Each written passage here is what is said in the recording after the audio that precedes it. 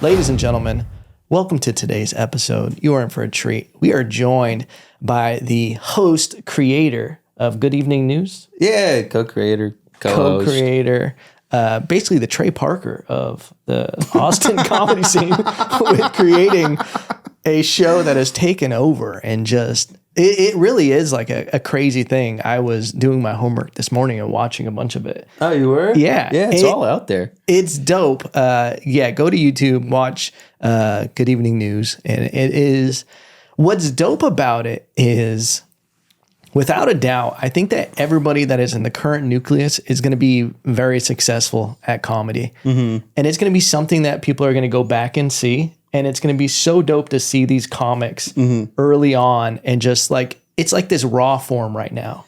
Yeah, that's definitely like the fun or the funnest part of the show. Obviously, people come on there who, you know, are known for their stand-up and whatnot. And the nice part, at least that I like the most about the show, is it's like, it's a place to do whatever you want. Yeah. And it's like, you know, you do 3 to 5 minute little segment and you can talk about whatever you want. You can do a character. You can do just real fuck all.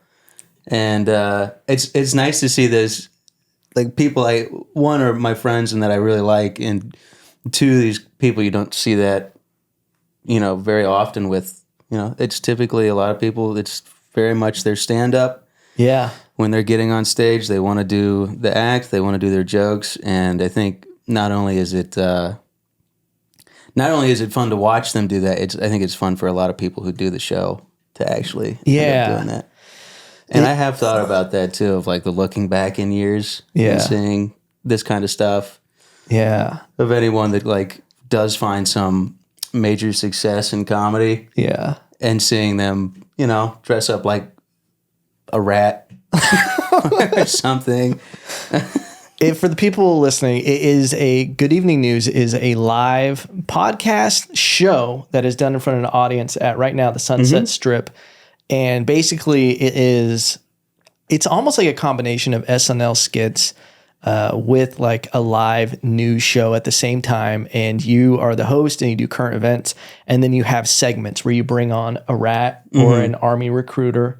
Yeah. Or Spencer was great in that. Spencer, I did not know how he was going to approach that. And it was a delight to watch. Do you pitch to comics the characters? Like, hey, I want to have you on, maybe have you be this kind of character? Or are you just like, do you have something? Typically, if I ask people to be on, it's kind of like, hey, you have the spot, do whatever you want with it. Yeah. There are some times like where I kind of have this own little brainchild of mine where I want someone to, and it could be anyone. Typically, I'll go to whoever I think will be best for it, but like I'll come up with little segments that I think would be fun. We've done a couple in the past. The reoccurring one seems to be we write like jokes for a comic, and then bring them up like they're doing a late night spot. And then they read all the jokes, and they wear like a little suit jacket, and they read all these jokes off note cards, and they're just awful, awful, terrible jokes. And the fun part about that is typically, unless it's like a crowd that gets it, they really are up there bombing. For which I don't want that. I don't want them to bomb. I want people to laugh at how stupid it is. Yeah. But we did one yesterday. How'd it go?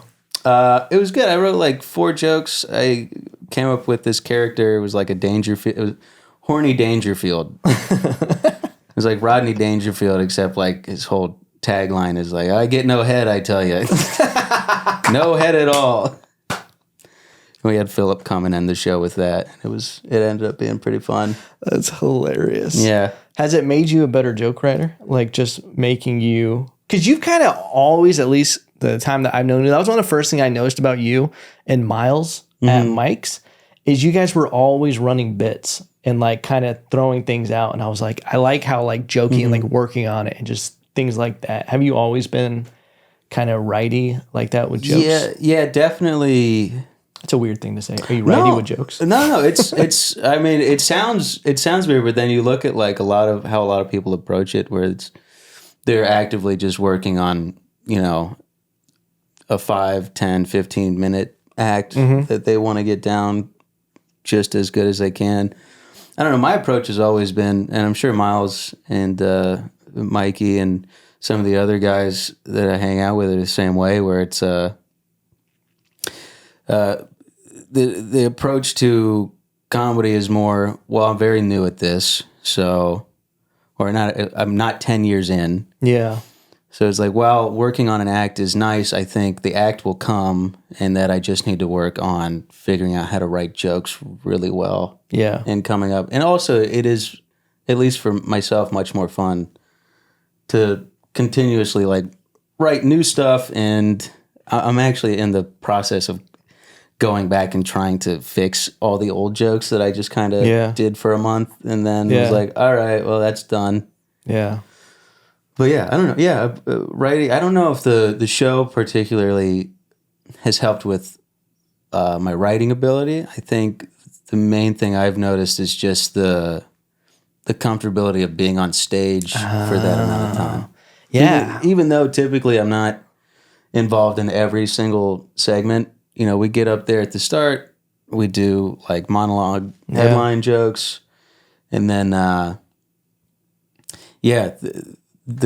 just staying up there for an hour and trying to assist and trying to keep with it in the show is, I think, the main thing. Because early on it was bad, and we were really, I mean, it's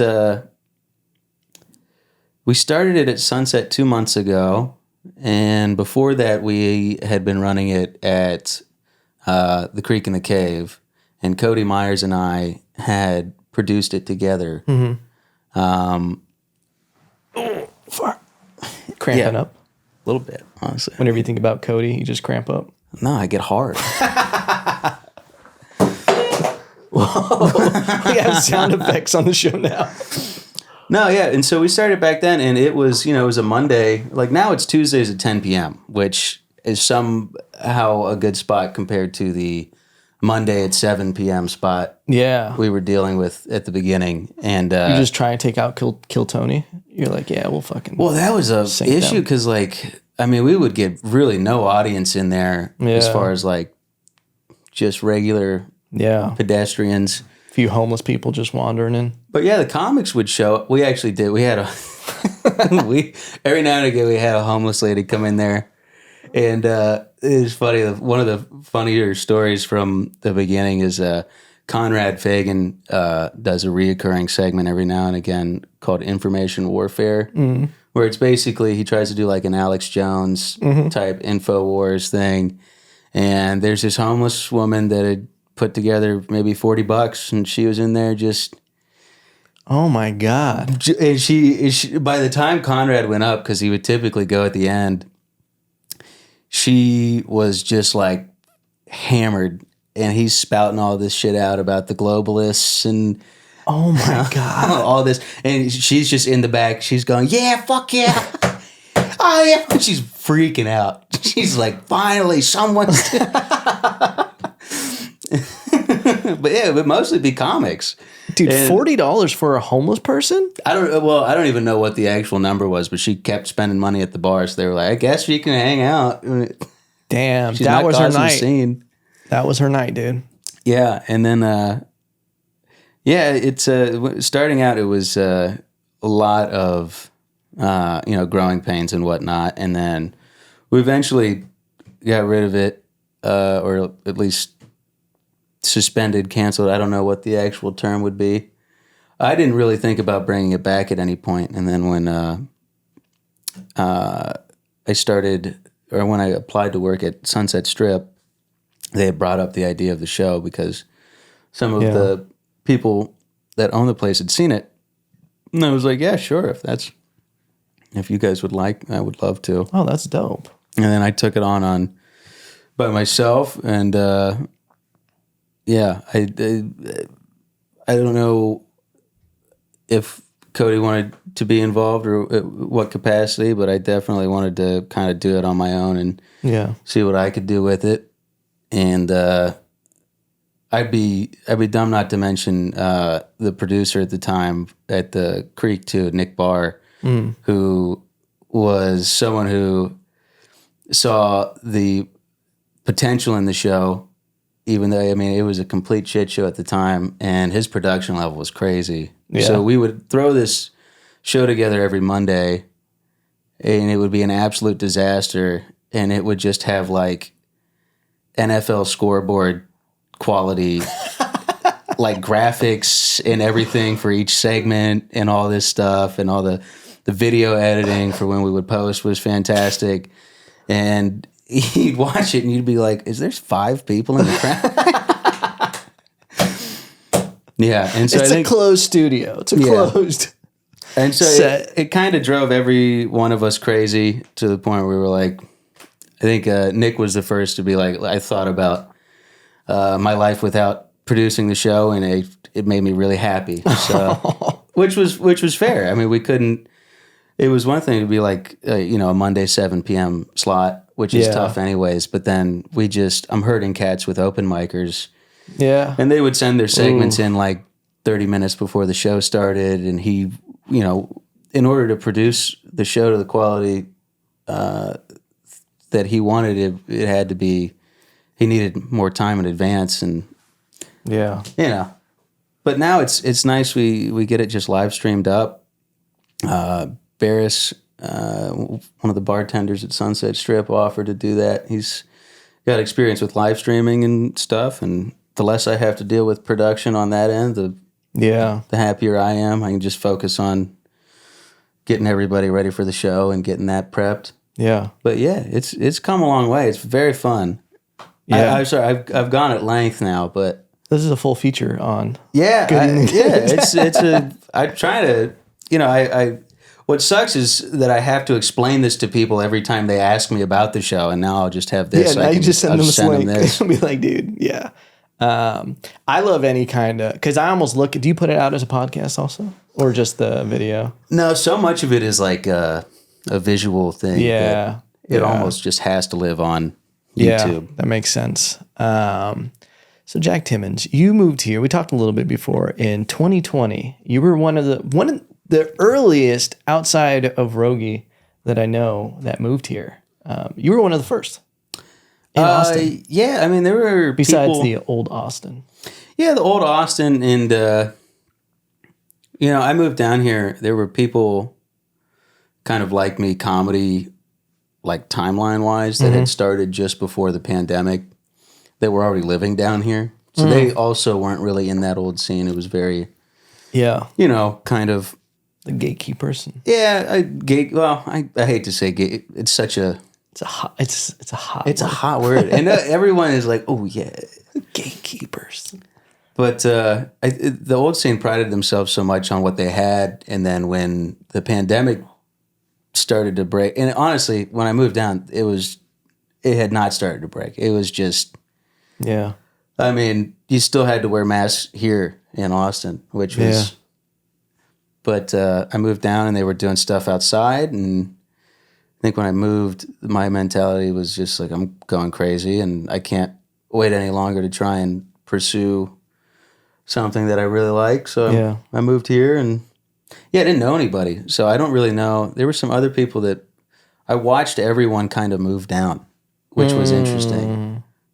Who's like the first person you really saw and were like, that's my guy? That's Miles. Miles. Yeah.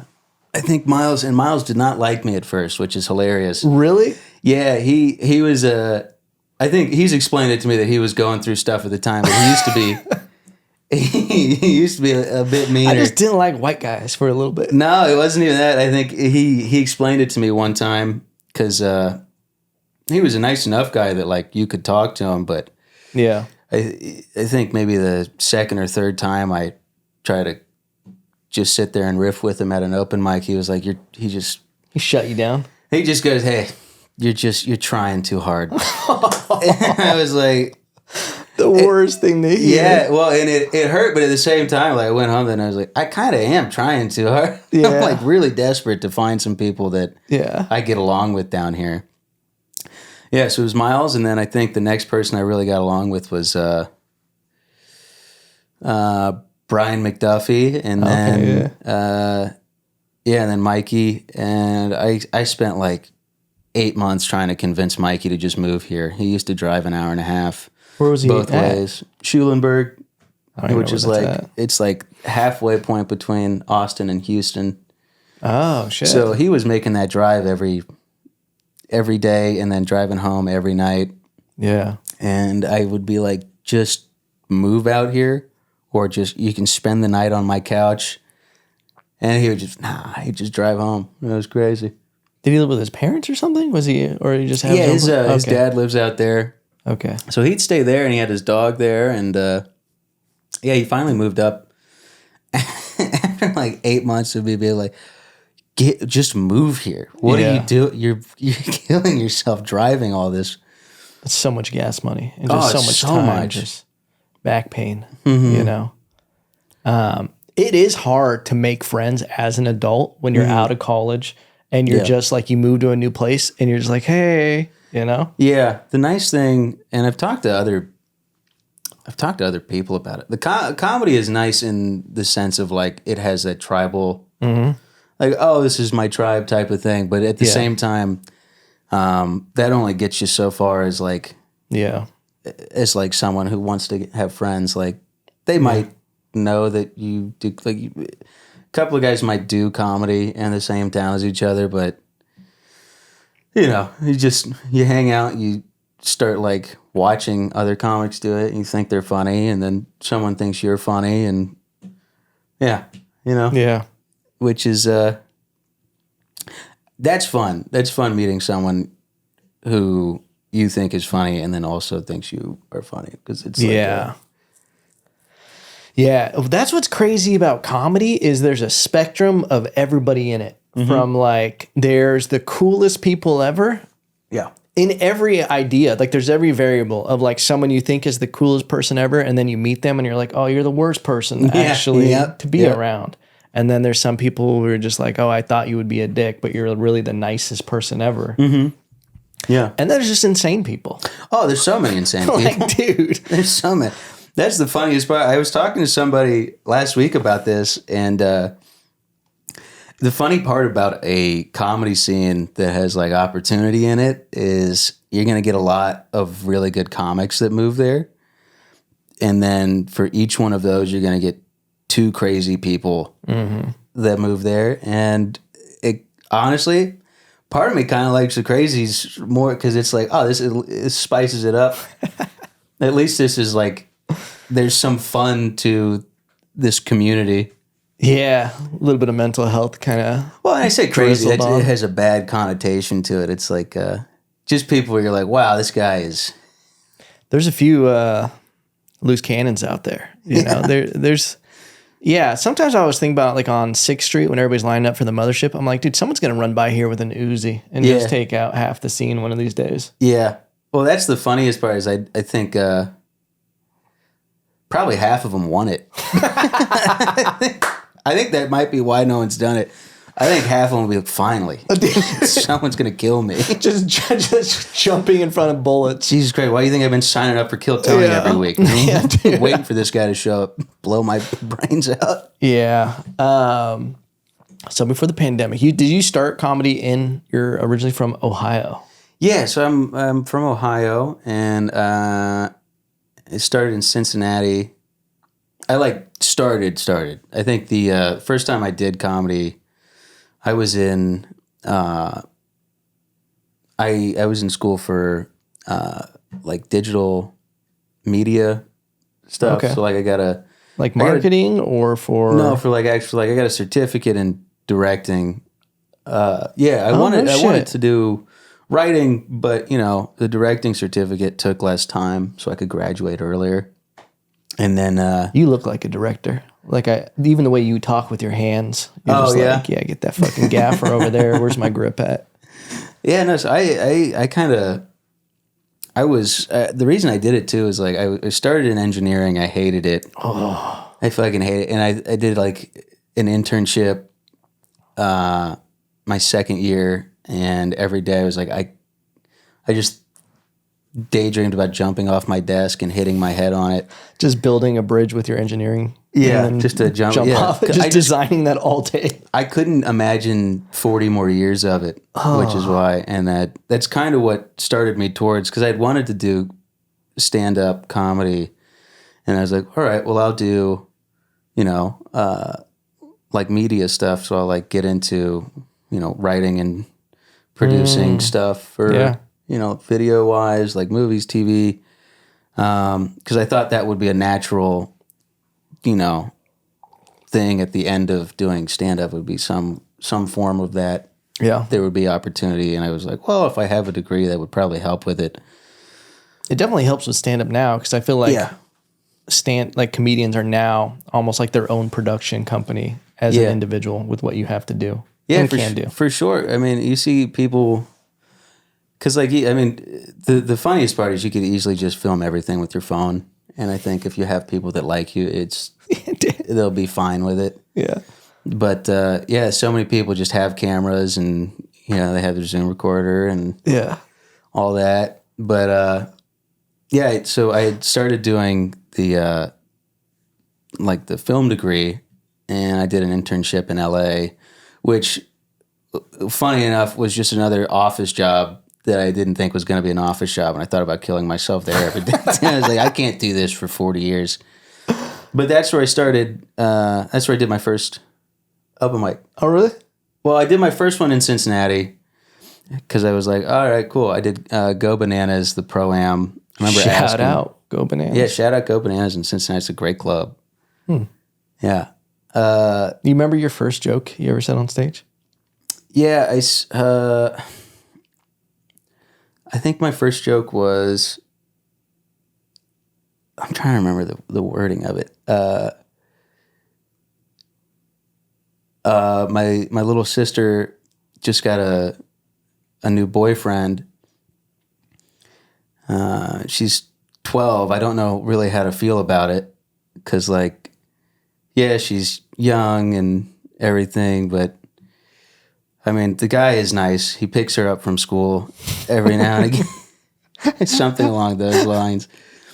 And I think the first time went well enough that I was like, oh, cool. And then the second mic I ever did, 5 minutes of silence. Oh.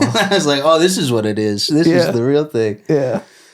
But so I did the first one there, and I think I don't know how most comics are when they start out, but I did that, and then it was maybe 3 months before you did it again. Before I did it again, and it was this thing. So I never really I guess I could credit myself with that being the start, but I think the real start was when I got back and was in Cincinnati and was like, I'm just going to do this every night type of deal. Yeah. Because that's when I was really made the decision to do stand-up. Yeah. But while I was in LA, I'd done a couple of mics, and I would pay $5. Oh. I'd pay $5 to do an open mic. It was like Bert's Back Room. The Fourth Wall. Fourth Wall. Mm-hmm. Oh, hell yeah. I used to hit Joe those spots. Menante. Explode energy. Explode energy. Yeah, man. Yeah. Yeah. We're going to bring it. Yeah. I did. I paid so much money to that place. Oh, yeah. I just go once a week, watch Dat Fan bomb. It's just crazy that he was there. Yeah. Yeah, those paid mics are brutal, especially when you look out to the crowd and everybody's just like this, looking at their notes. The funniest part about Fourth Wall is you're trapped in there for it. Yeah. But it doesn't mean you have to give a shit. Yeah. Yeah. And then the people who laugh at their friends that are in there, but they don't know you. So they're like, man, fuck this guy. I'm not paying attention. Yeah. Yeah. There was always that. And I did a couple. I was there for 3 months. So, it still wasn't I was really committing to it. It was just okay, well, if I'm in LA and I don't, at least try to do some mics. And that was the only time I would do maybe 1 or 2 a week. Yeah. I guess that's more of a start. When I got back to Cincinnati, I got a girlfriend, and then I gave up doing comedy because I was like, I just have a girlfriend. It was I had this whole mental breakdown of no, yeah, this is what I'll do for the rest of my life. I'll just have a woman. Yeah, and then she just broke my heart. Oh. Yeah, but then Well, I think like the From months the leading, ashes that you rebuilt your life. yeah, well, the 4 months leading up to when we broke up, like was when I had started doing stand up again, because I remember going to therapy and being like, I'm not happy. Yeah. And it was like, oh, it's because I'm not pursuing, something I want to do, which Yeah. is stand up. Yeah. But How long were you with her, if you don't mind me asking? I think a little over a year. It was like a year and maybe 3 months. Was it first time in love? Yeah, it's the first girlfriend I ever had. Yeah. Yeah. And yeah, it was cool. Definitely looking back on it, I was like, oh, I never would have like worked out. But in it, I was pretty blind to that until she broke up with me, and I was like, she broke up with me during the pandemic, and then I'm just stuck at home. I can't really go and hang out with friends. They've all like kind of moved. I'm just with my family. I like grew a bunch of. I just ended up gardening for the rest of the summer. I would just go out there and fucking just grow jalapeno peppers. Dude. And I just go out there, I water them, I just stare at them for 30 minutes, and I go back inside. And that was my day. Just eating jalapenos, trying to feel something, just numb. Yeah, and I was so fat back then too. Like, just be out there. That's also what like kind of got It's like me. Tony Soprano looking at his ducks. Yeah. Like, I mean, I was just thinking nothing, and I would just be out there. I started working out and everything, and that was the other thing. I just started going so crazy. I'm like, I need to just go and do stand up. Yeah, that needs to be my life. I need to make that decision, and I just moved down here. That's awesome. Yeah. Yeah, those early relationships, especially like the first, you don't even see the color red to identify a red flag. You're just like, no, yeah, and this is love. You sing about shit, yeah. Because there's no, you have no like basis for any of it. Yeah. So like everything that happens, you're like, that's what it's supposed to be. Yeah. Yeah. And yeah. And I'm happy now. I'm with my girlfriend now, Marnie. And shout out. Yeah, it's fun to be in the next relationship after that one, where you're like, all right, well, I know what to put up with and look out for now, and what to not do and do. Yeah. And you appreciate a good relationship after being in the bad one. Yeah. You're like, oh, we don't have to fight all the time? Yeah, exactly. And it was, it's like, it's got this like refreshingness to it, where you're like, oh, this is like nice. Yeah. I can feel comfortable. Yeah. Yeah. Yeah, that's what it is. I mean, when I was younger, it was just the jealousy, the going through the phone, all of that stuff. And you think that's a relationship. And you're just like, oh, once you get in a relationship where there's none of that, you're like, oh, this is so much better. Yeah. This is I'm relaxing. Not driving myself crazy. Yeah. Because that's what you end up doing in that kind of stuff, is you kind of, it's fueled by just you going, does this person like me? Yeah. And then they say yes. You're like, I don't believe you. These women out here gaslighting you. Yeah, I don't know. Women gaslight you. I don't really know what that word means. I don't know what it means really either, honestly. But they say it, so I can say it too. It's equality, ladies. It goes both ways. Your stand-up. When did you? What's your genesis? I started a little over 5 years ago in California. And it was like, I grew up always I had a weird childhood. I was homeschooled and I was always just having to entertain myself. So I've always done creative stuff, doing like filmmaking and videos and music, and nothing ever felt like a perfect fit. Like it always felt like I was like one step, like kind of like a shadow career, they call it, where you're like, you want to do something, but you just haven't figured it out. So you're doing something that's near it. Yeah. And then I did an open mic. I think I took the path that a lot of us did, where you're listening to these comedy podcasts and you're just like, that sounds like so much fun. Yeah. But I never saw, and this is like, I got to credit Kill Tony. I would never see a unfinished comedian. Yeah. And unless you go to an open mic or you have access to like Kill Tony, you go, oh shit, you can suck at this. Yeah. And then you get a parameter for it where you're like, oh, I won't be the worst person. Yeah. And then it's like, And I think that's what it was just being like, oh, there's terrible comedians out there. I could be one of those bad ones. Yeah, I think that's very true. I remember first finding Kill Tony. I don't listen to it anymore, but I don't really. Before I started doing comedy, like there's this part of you, and I'm sure it's with a lot of the people that kind of listen and don't do comedy or that want to start. It's that same thing of like, you hear this person bomb for a minute and you're like, oh, I could do that. Yeah, I could eat shit. I could be better than this fucking guy. Yeah.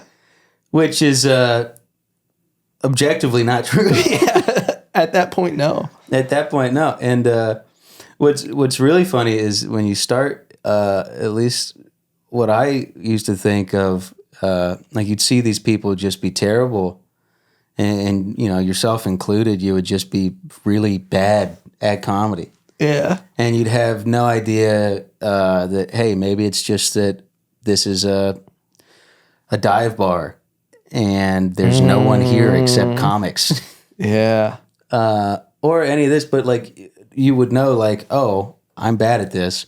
And then you'd start to see other people improve, and then yourself, like you start to kind of figure it out, and just naturally, you're not really actively doing it other than like writing, but you're getting more comfortable on stage. And then, it's that little thing of like every now and again, there's that hope of like, oh, I'm continuing to grow at this. Yeah. And at some point, who knows? I might be happy. And that's what I like about stand-up compared to all other kind of art forms, is the stand-up is completely always a work in progress.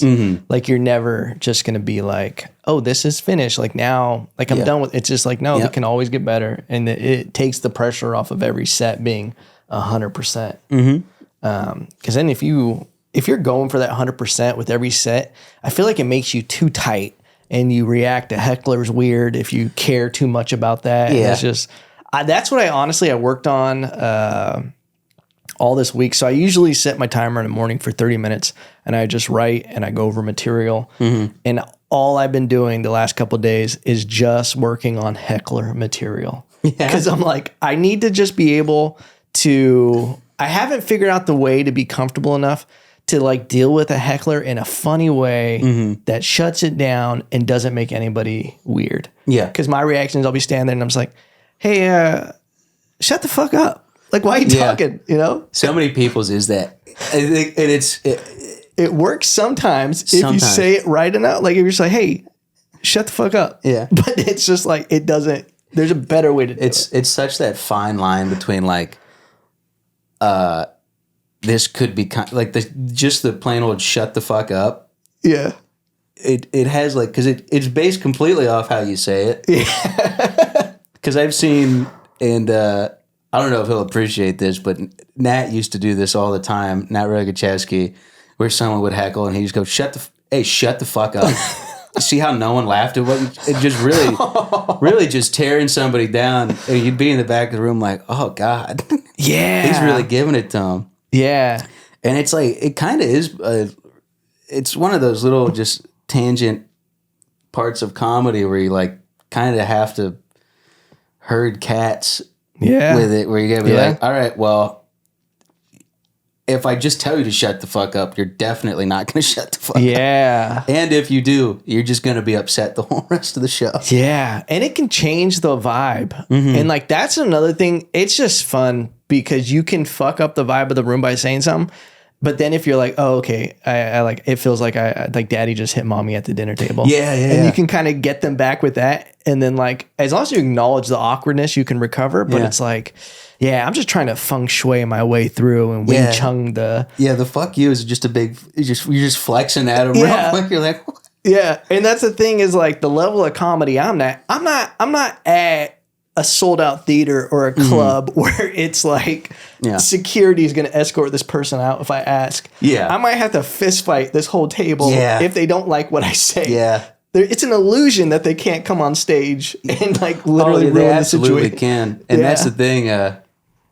It's up to you whether they do or not. Yeah. The fuck you is so funny because oh hell, it it really they're there to have a fun time, and they're not there to well, sometimes they're there to fuck with you, but they're just I mean, there's that when you deal with that, it's just a bad audience member who is just an asshole. Yeah. But like that finesse of like still making it fun for them, but getting them to shut the fuck up, it's so hard. It's so hard to put it down. Yeah. It's interesting, the mindset, because I've had after shows, the person who was heckling the whole time come up to me and be like, "Oh, you were so funny, man." And then they'll be like, "I fucking loved you, man." And they'll high five to like, "Dude, we killed it." I'm like, what? Oh, I hate that. We were in this together. I hate that, dude. Dude, I helped you out so much. What are you talking about? Yeah, it's nuts. I've had that show. Oh God, it's the fucking worst. Or just my least favorite heckler, and this is every time I encounter this, it's such a tricky situation of the heckler that's on your side, the one that's just heckling you with like, yeah, fuck yeah, man. Like a shitty dude, hype that man. was so funny. Yeah, you're just like, I can't tell this guy to shut up. Yeah. Because he's the only one in here on my side. Yeah, it's the word. Yeah. And I guess, I don't know if listeners even like this kind of talk, but like they don't realize that while you're doing that the rest of the crowd is starting to pay attention to them. And you're like, I'm losing the attention span. So now these jokes are hitting about 75% of what they should if they had the full attention. Yeah. And then it's like, now this is getting awkward, or even an awkward laugh. Yeah. I love a good awkward laugh to just be like, the fuck was that? Yeah, exactly. Nice goat pops out of the back of the room. You know, it's great. Is that one, and because with it, you have to get it back on the track. Even ignoring it is almost worse than just trying to. Because if you're trying to just plow through your set and you got this guy going, yeah, fuck yeah, man, and you're not addressing it, you're going to look like a crazy person. Yeah, yeah. Same thing with a dish breaking or something. I'm like, oh, if you don't acknowledge that happening right now, because the audience realizes like, oh, you're not here with us right now. Yeah. You're behind your little glass window doing your act. Yeah. Might as well be in a Wii controller at home with VR. Yeah. You know? But that's it's it never goes away. Yeah. They're always going to be there. Yeah, because I'll like watch, like I'll type in like literally when I was doing research, I'm like, how do I fucking deal with this shit better? Like comedians dealing with hecklers, and you're seeing the biggest comedians in the world dealing with hecklers still at the highest level. Yep. Bill Burr, Sam Morrell, Mark Norman, the Italian guy, forgetting his name right now. Oh, Sebastian? Sebastian dealing with it at his taping. Yeah. You know, he's like, the fuck are you doing? Yeah. It's crazy. But I don't think they just don't, a lot of people just don't understand. There's people that think it's like, I paid to be here, so I'm going to be involved. That is their fun, is being involved in the show. Yeah. They look forward to coming out and really just kind of destroying a set. Dude, what fucking menaces to society. Yeah, I don't know. I mean, they're like the anti-comic. Like they're writing at home. They have material. They know when to jump in. Yeah. That's what sucks, is if they say something that's actually really funny and you're like, fuck. Yeah. You got me. Because then you almost have to encourage them. Like, that was good. Shut up. Shut up. Have you been doing any outdoor shows in this volcanic weather we've been having? No, I have not. The nice thing typically is any of the standard outdoor shows that I have done, they move inside when it gets like this. There's one a little further down here. Have you, Jack Shootsy? Oh, yeah. On the show at that... Nate's. It's the outdoor? Yeah, the brewery. Yeah. Yeah, but they have like a nice... Oh, are you talking about the Purple Barn? No, it's like some brewery down there. What the fuck is that name of that? Okay, is it the one that's like an open field kind of? And then I know which one you're talking about. There's a few. Rough House Brewing. Rough House Brewing. Yeah, great location. Yeah, it's a bit out there, but like they'll get people to show up. And the funniest thing is like a lot of rich whites out there.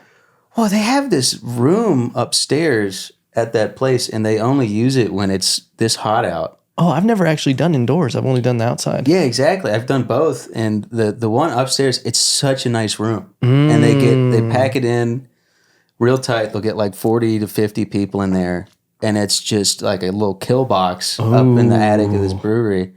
But then when it's like nice out, they're just like, yeah, we're doing it outside, and you're just out there bombing in front of Like, what am I, the Dixie Chicks performing outdoors? Yeah, put me inside.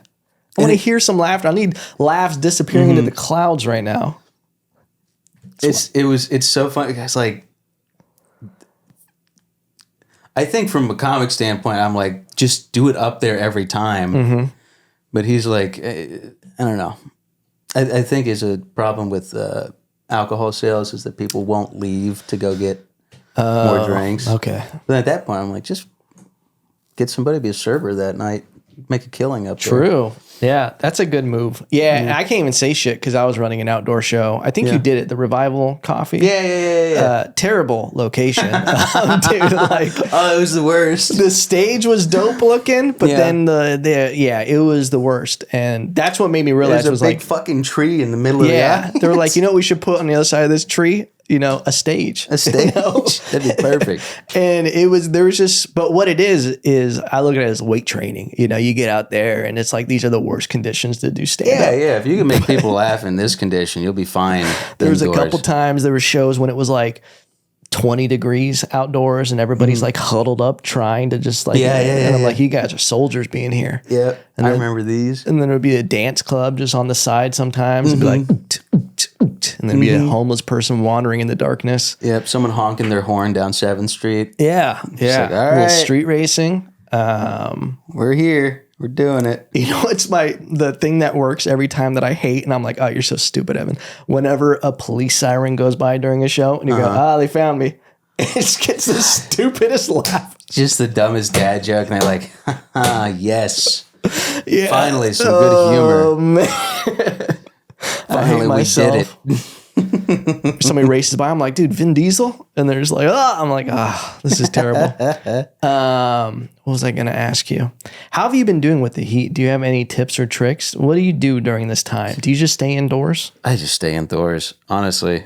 I stay indoors and I do a lot less walking. Yeah. Because like now I'm in like a nice location for like just walking to places, but I'll just get a bird scooter and be like, fuck this. It's almost like a built-in little AC, you know? You get that wind blowing on you.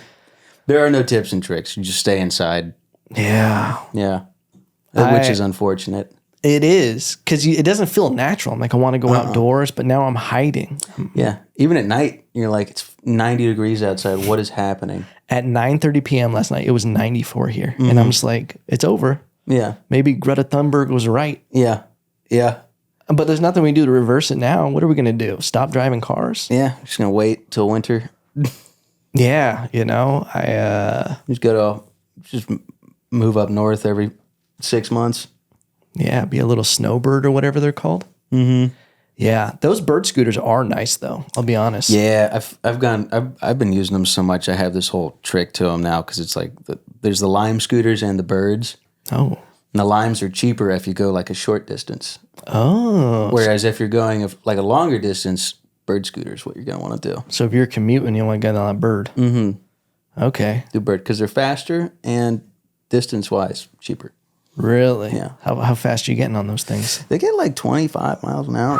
Yeah. You outrun a homeless person on that thing? You could fuck around, do some crazy shit with a bird scooter. There's a couple homeless people that might be able to catch you. I've seen some of them, and I'm like, yeah, they got some fast boys out there.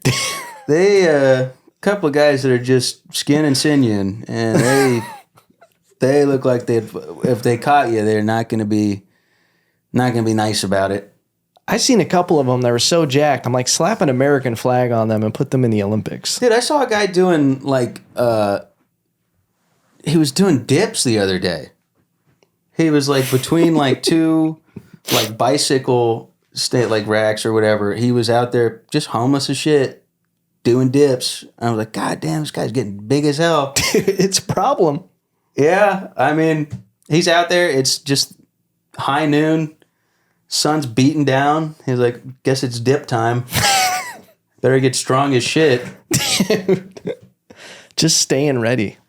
It scared me. I was like, wow, this guy's ready for anything. Just David Crazy Noggins, dude. Pushing carts, just getting stronger. Oh, I do think that this is, I was driving in the 6th Street to go to the mothership, and I was like, this is where you really see who is homeless and who isn't. Because there's a lot of people who are just like kind of outdoorsy, and they're just like, just like, they find homeless people that are like trust fund babies that really could go home, but they just like are just like living the life. Yeah, they're like that off the grid, no attachment to anything. Yeah, which is cool. I've just like, if you want to do that, I wouldn't do it in Austin. It's fucking 105 degrees out every day. Seems like the worst place to do it. That's what I'm saying. Is this is separating the homies from the homeless? You know, like who really is going to be there? You know? Yeah, there's guys. What's crazy is I've been here for like 3 years now, and you know, I've seen the same like group. There's like a couple where I'm like, this person's been here forever, and every time I see them, I'm like through one of the winters or one of the summers here, I'm like, you're still here. How are you still? Why are you still here, Dude? Go somewhere where it's nicer. Yeah, there's a few that I recognize. There's one that I call Titties because she just walks around with a diaper. Yeah. You know, by the creek. The shaved head. And yeah, she'll just be shaving it all day, every day. Yeah. There's another guy, that taller guy. He's like a tall white guy, blonde hair, almost has like a mustache, goatee thing. And I was talking to a different homeless guy, and he was like, I know everything about all these motherfuckers. That guy, that used to be a pitcher. He was like an MLB prospect or something. No way. Yeah. Talking about the homeless person? Yeah. Damn. Yeah, he something like that. A pitcher. Dude, imagine him throwing a bottle at you while you're trying to... Well, I think what happened was he got the way he explained it was like broke his, or like fucked up his elbow or something. They put him on opiates, and then it's a real fucking problem. Yeah. Well, now he's I'm here. sad. But that guy also is kind of a dick. Yeah. he asked me for money. I mean, he always asks for money, but like typically, you know, like I don't have cash on me, so yeah, I tell him, sorry, man, I don't have any cash on me. He's like, there's an ATM right here. I'm like, I'm not paying a service fee to give you $20. Here's $20. Oh, don't worry about the service fee. I got it. I'm like, he's like, I got. You change. want me to just fucking?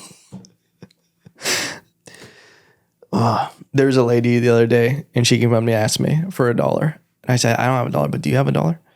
And like, I just flipped it on her real quick, and she just didn't know what to do. She malfunctioned. And that's the trick, is asking them for money. Asking homeless people for money before they ask you for money. Yeah. Yeah. One yelled at me when I was walking by them, and I yelled back like and did a crazy thing, and they shut them down. They're like, oh, I see you. Yeah, dude. They were like, okay. Didn't realize you were one of us. Yeah. You know?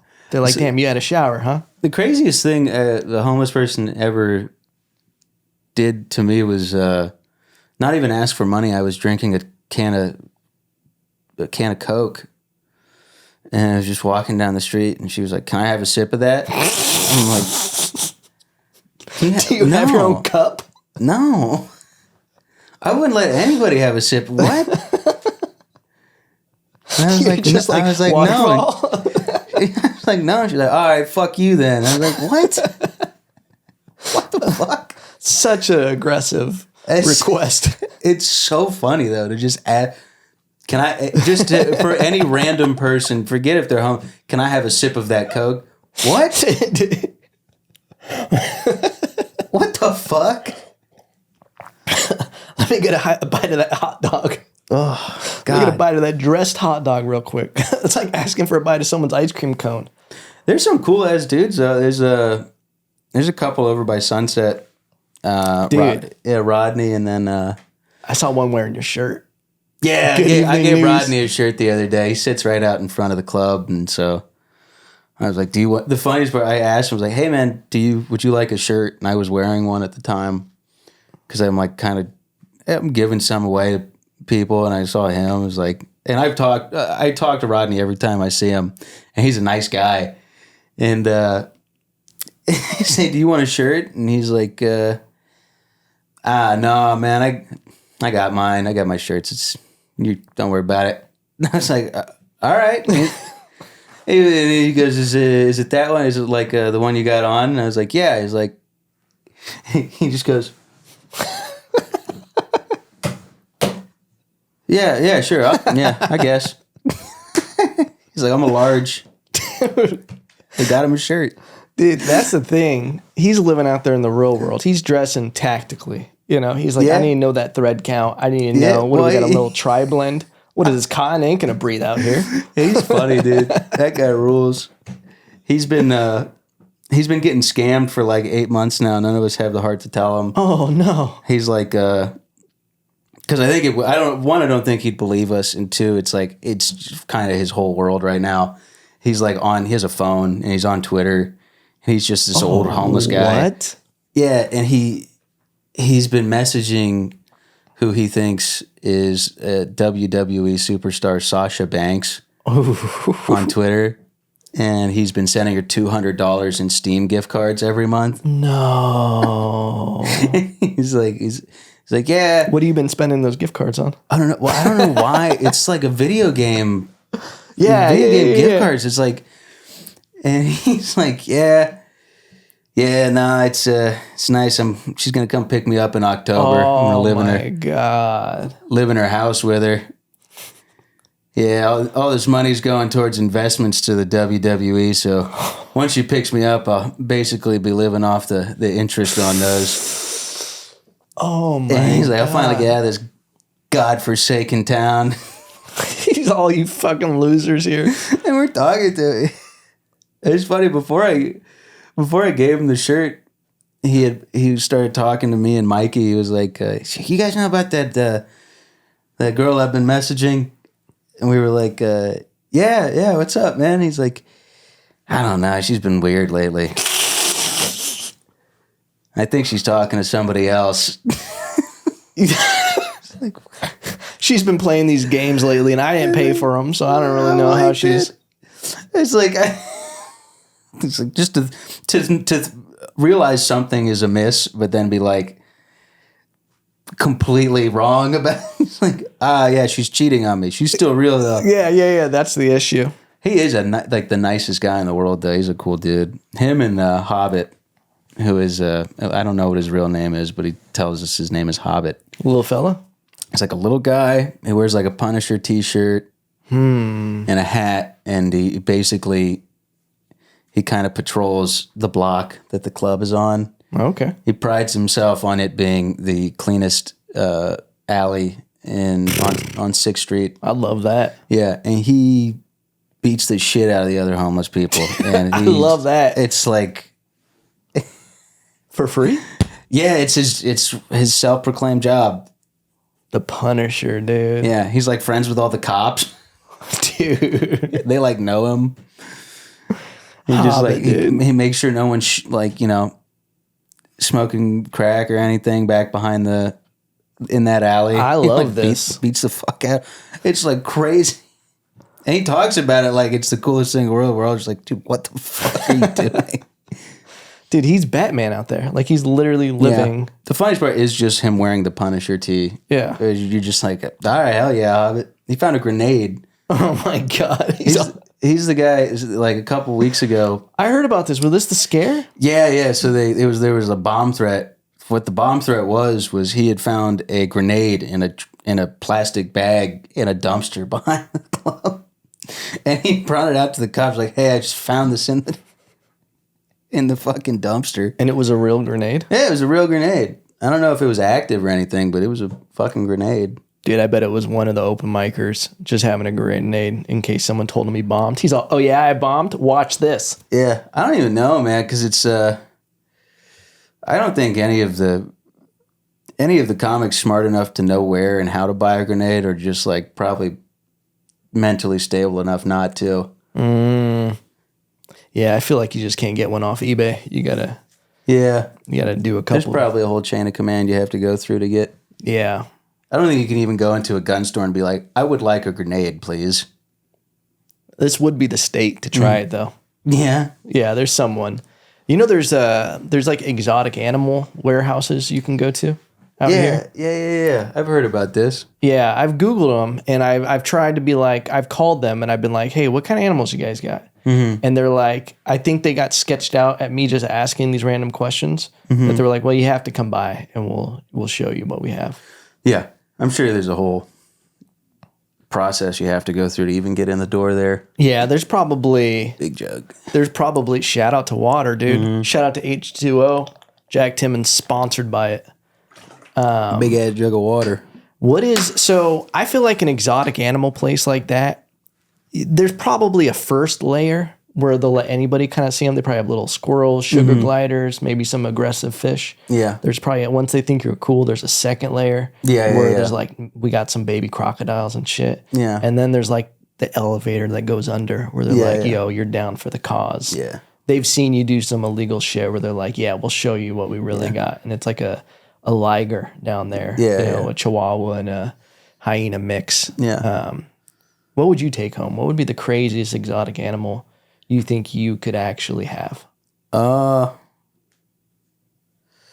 Craziest exotic animal. Fuck. I don't know, man. You're not into exotic animals? Not really. You'd probably get like, I think it'd be fun to have a platypus. I think, I don't know. They need to be in water for the most part, but I would think it would be fun to just have them like around the house like a dog. And like just have a spray bottle that you're just like, tss, tss, tss. It comes out from under the couch. You got guests over there like, what the fuck is that? They're like poisonous too. Really? Yeah. Like I think the males have like a poison gland in their duck bill. Whoa. Yeah, I don't know what the actual science is on that, but I believe it. Yeah. It probably deter some people. You show up to rob someone and they got a platypus. You're like, this dude will find me. Yeah. Well, that's the thing. Is like, especially with the poison, you're like, you look at a platypus in somebody's house and you're like, this guy's a fucking, this guy's fucking out of, I don't know what he's going to do. Honestly, yeah. Someone who has a platypus is a wild card. What would you think? Everything's on the table. Grenade, whatever. Yeah. If this guy knows how to get a goddamn platypus in his house, he knows people that are going to make this living hell for me. It's also, you realize that if this person has a platypus, that means they probably could have got a different exotic animal, but saw the platypus and was like, nah, that's my thing. Yeah, that's my kink.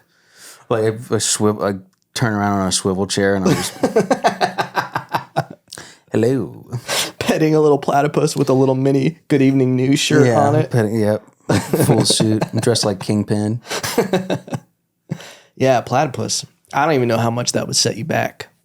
That had to at least be... Yeah, what's a platypus go for these days? Honestly, how much do you think a tiger goes for? Because I'll blow your dick in the dirt with how much you can actually get a tiger for. Really? Mm-hmm. I mean, I would imagine it's around like 10 grand. Dude, a baby tiger will set you back maybe around $600. For a fucking baby tiger? Baby tiger. Because here's the thing. So that's a golden retriever. Mm-hmm. A purebred golden retriever, we probably get $500. Yeah. The thing is with tigers and lions, it's the maintenance cost where it really starts fucking you. Yeah, the amount of money you're spending on food alone, I'm sure it starts getting astronomical. It's like a boat. It's an investment. You know, it's like you don't want to be the person with the tiger. You want the friend who has the tiger. Yeah. Platypus probably set you back $30 a month in platypus food. Yeah. I don't even know what to eat. Probably leftovers. What the fuck they eat too. Yeah. They probably eat anything, those fucking guys. Some chicken. Those fucking guys. Platypus? Probably just go around the room like a Roomba. Eating dust off the floor.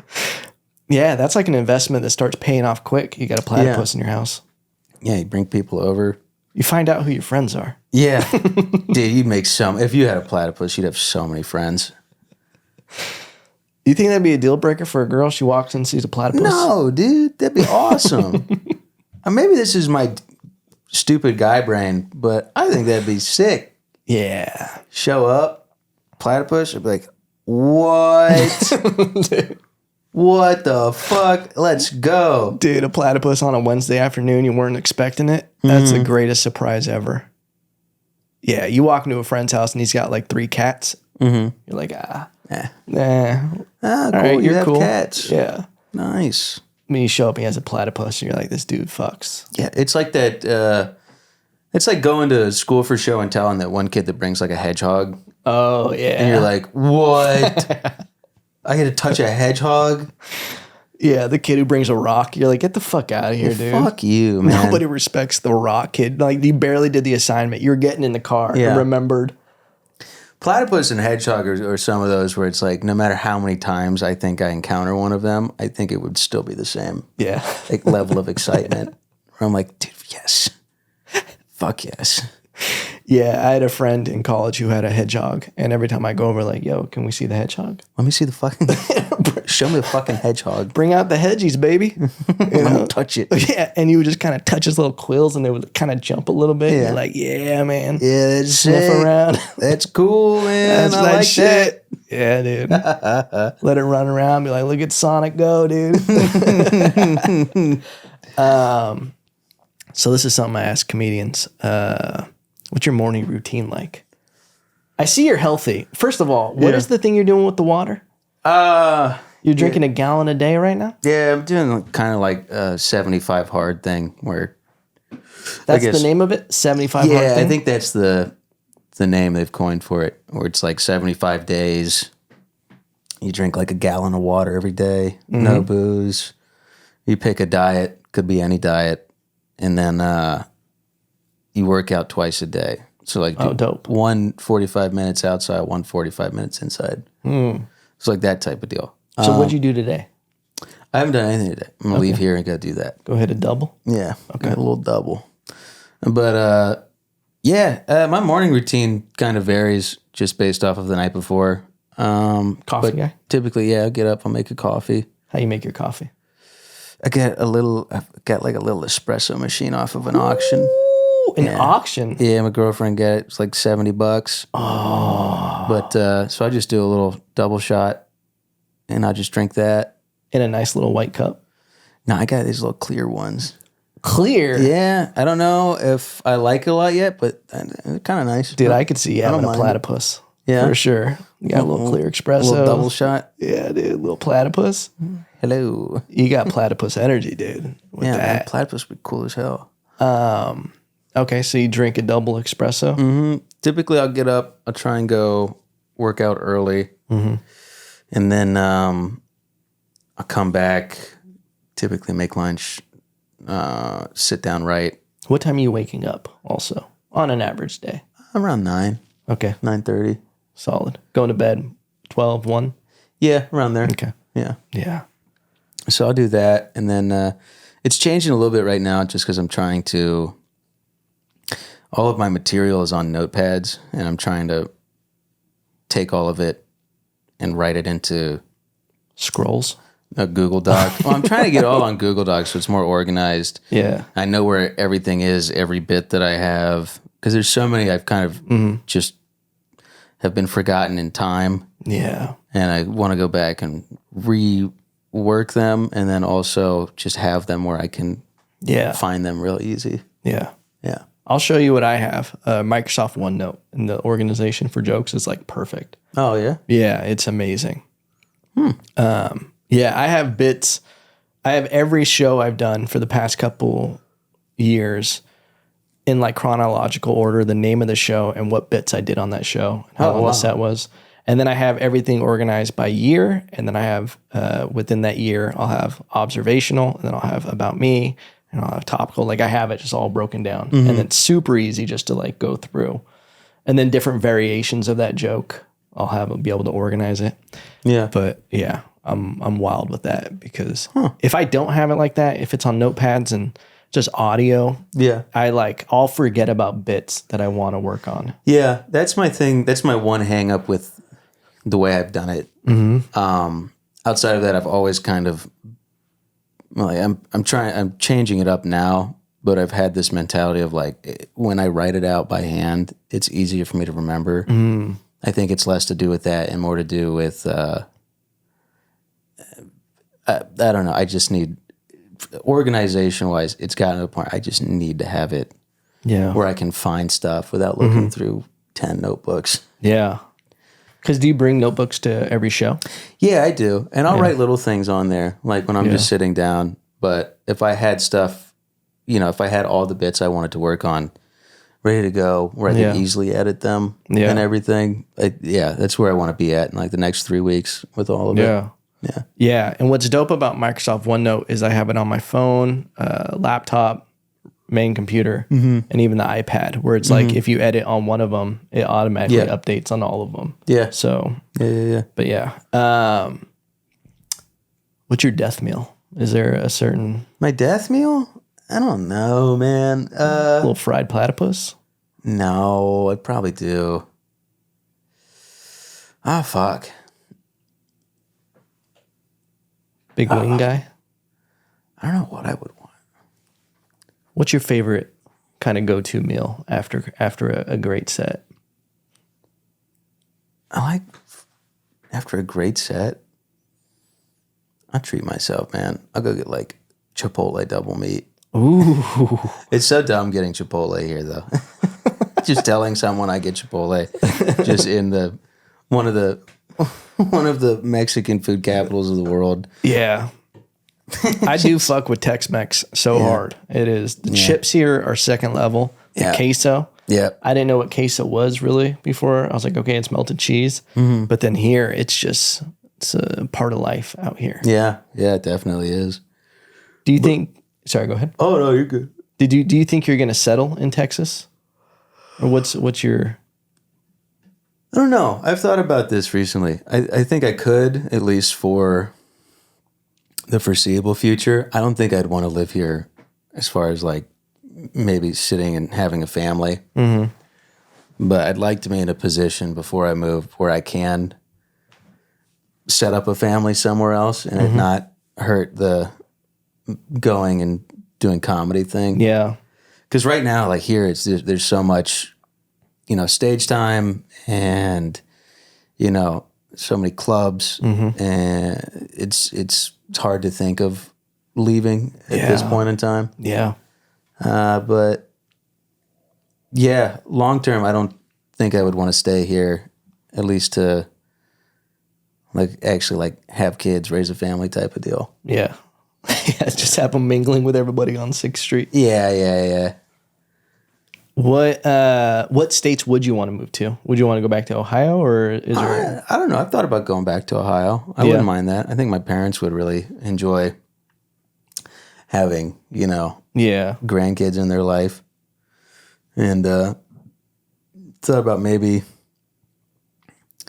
New York, maybe, California. I don't know. I really haven't thought about it enough because none of it has presented itself yet where I need to. So, yeah, Ohio's up there for sure. Why do so many, and I've never actually been to Ohio, but I feel like a lot of people from Ohio, there's like an Ohio strong thing where it's like it builds tough people. Yeah, it builds retards. That's retarded guys like me. Is it, do you enjoy living there? Like, is it, because some people are like, oh, I got out of Ohio, but I'm like, I don't really know. I don't know if that's a culture of like, once you're out, you say that about where you came from. Yeah, I think it probably has more to do with that. I mean, Ohio's, like, I grew up there. I think a lot of the charm is lost on me because it's just taken for granted. But there's so many people in Ohio that them and their families have been there their entire life. Yeah. And there's this community around that. And I think, just the similarities they have with like sports teams, like Ohio State's a big thing there. Everybody gets on that whole thing. But, I don't mind Ohio. It's a great state. Yeah. It's nice, it's like nice during the summer. You get snow during the winter. It's like your typical, you get every single season and like what it actually is. Yeah. Spring, it rains a lot. Fall, all the leaves fall off the trees. Yeah. winter, you get a bunch of snow. In summer, it gets hot as shit. It's like, Yeah. whereas like here, everything. it's like it's like extremes of both. Yeah. And it's not really a spring or a fall. Yeah. Do you know this past week was the hottest week on Earth? Yeah, I in the saw past that, like yeah. 120,000 years or some shit. Mm-hmm. What's going on with that? I don't know. I don't know. I'm not educated or really smart enough in general to, I think, make a statement on it. Yeah, I don't know what the answer is, but it is a crazy fact. Yeah, I just see that shit and I'm like, dang, and then that's the end of my thoughts on it. Yeah, I saw that and I went, checks out. Yeah, Checks dang, out it's my crazy. world. It's hot as shit. Wow, that's crazy. Jack Timmons, thank you for doing the podcast. Dude, thanks for having me. Yeah, of course. Where can everybody see Good Evening News and everything Jack Timmons? Yeah, Good Evening News is on YouTube. Good Evening News, I think that's an S on there. It's a Z on Instagram, though. So if you want to follow us on Instagram, go for it. Please subscribe to the YouTube channel and Mr. Sexy Tool Shed on Instagram. That's mine. Where did follow the personal? Where did the name come from, Mr. Sexy Tool Shed? Honestly, I don't know. That's another one that's kind of, it's just always been that since like grade school.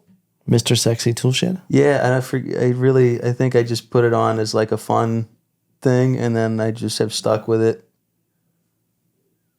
for my entire career as an adult. I think it's great. There's a lot of, because it gives off the vibe. I'm like, oh, this dude fucks. I don't, but I appreciate that.